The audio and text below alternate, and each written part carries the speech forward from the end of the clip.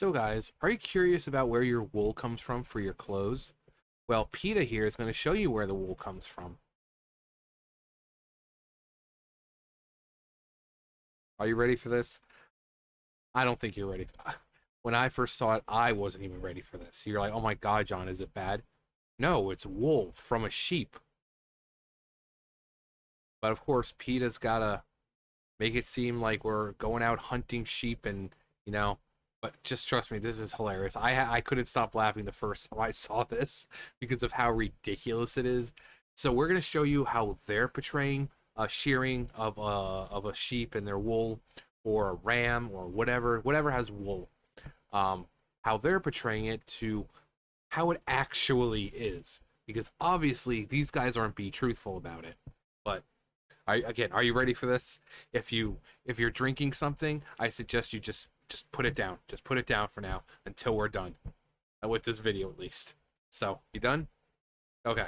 PETA's display represents the real violence and killing of sheep by the wool industry. We're asking shoppers to choose animal-free, vegan clothing this holiday season instead of wool products made from sheep who were beaten, mutilated, and eventually killed. No one needs to wear wool or buy it as a gift with all the luxurious, warm, vegan clothing and accessories available everywhere. Shoppers can download free guides at PETA.org to find all sorts of cruelty-free clothing. PETA's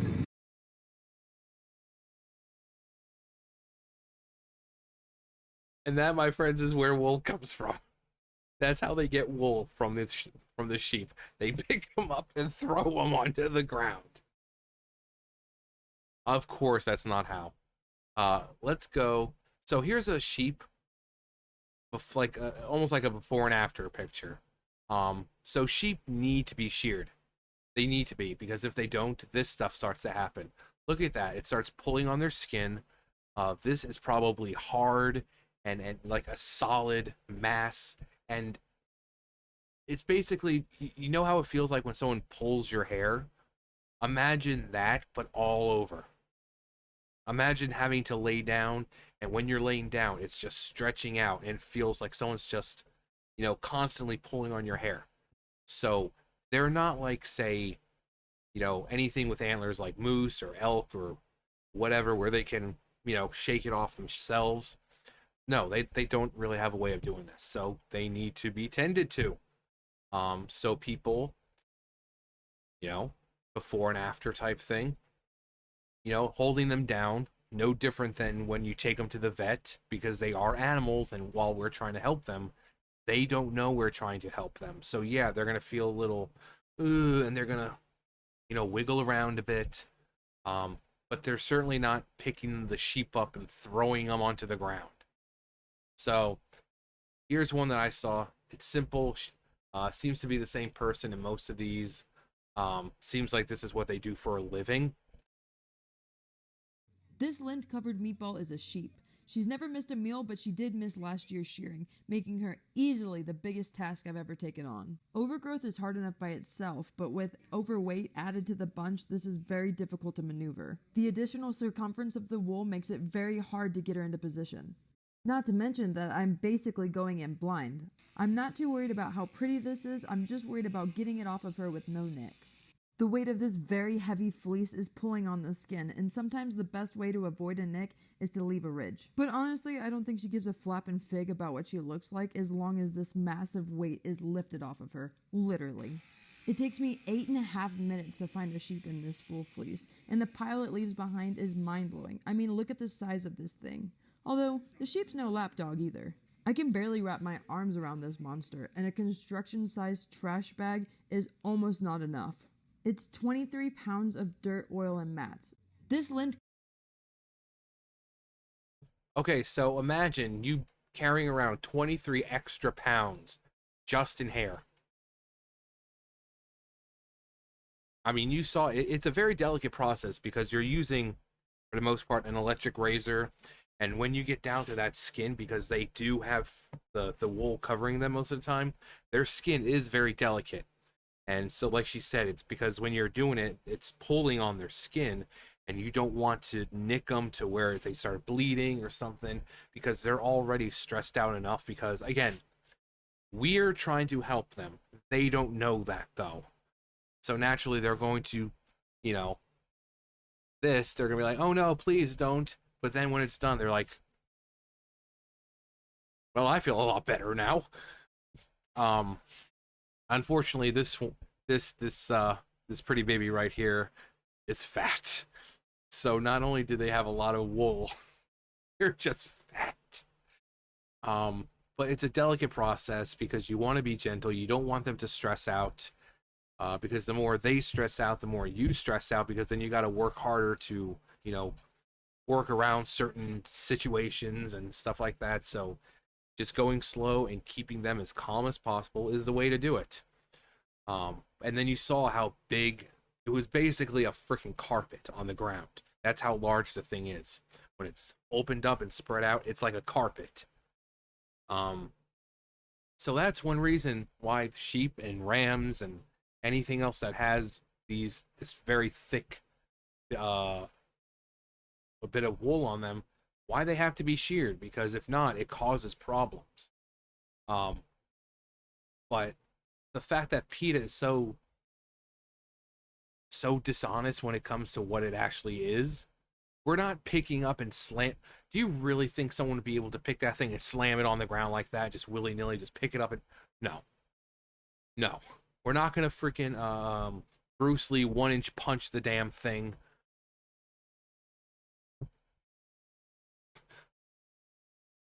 It's ridiculous.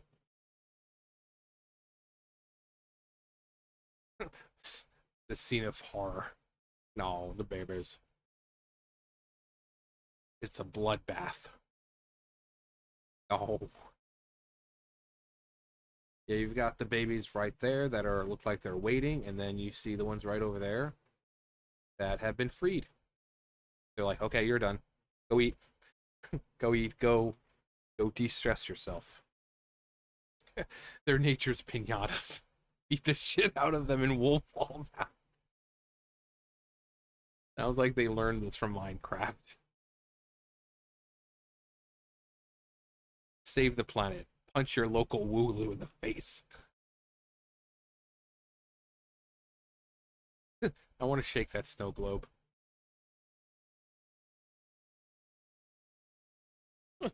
Sure, there are other ways to shear a sheep, but none are quite as fun as punching and kicking them.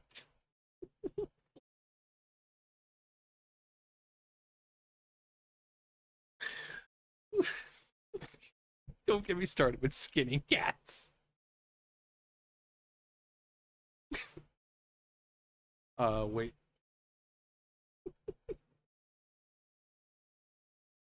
Dude, they shave them. They end with a haircut. Yeah, and it can actually be detrimental to the sheep. Yeah, it's safety reasons, it's health reasons, because again, it's not like some animals where they can just naturally do it. If you don't take care of the sheep, it just builds and builds and builds and builds, and suddenly their faces are covered, they can't see anything. So without human intervention, this becomes like that. Now, this one was a lot. That one was 23 pounds just of wool.